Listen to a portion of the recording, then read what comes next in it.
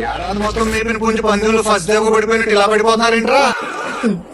Sir ఇప్పుడు general గా doubt, ball వేసిన తర్వాత బౌండరీ కొట్టాలా లేకపోతే బాల్ వేయక ముందు కొట్టేయచ్చా? Possible. Boundary different yorker boundary ఇటు కొడతాం.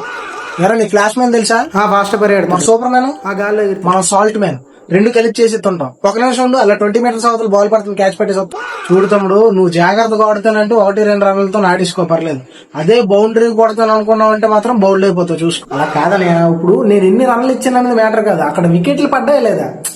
ఇప్పుడు 10-20 అయితే మనం ఎక్కడ స్కోర్ కొడతాము, కొంచెం 150 అయితేనే కదా, అందుకే రన్లు ఇచ్చాను, తప్పేంటి? సాల్ట్ అవుట్ అయిపోయావా? నువ్వు ఇలా రాయి. ఈ రోజు ఈ దేవదత్త గడు కొట్టే దెబ్బలకి సలార్ దేవరత రైజర్ గుర్తొస్తారు. ఇంటికి దెబ్బకు మ్యాచ్ 1 సైడ్ చేసి పారేస్తాను రా ఇటు. అంటే స్కోర్ 200 దాటింది, కొంచెం చూసుకొని జాగ్రత్తగా అడిగింది. జాగ్రత్తగా ఆడాలా, పరిగెడుతూ కాదు, నిలబడి 6లు కొట్టడం చూస్తావా?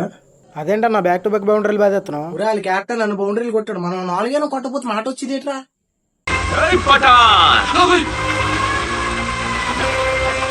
ఎవరా జనాన్ని కొట్టి డాన్ అయ్యానంటే నేను కొట్టిన ప్రతి ఒక్కడు డానే.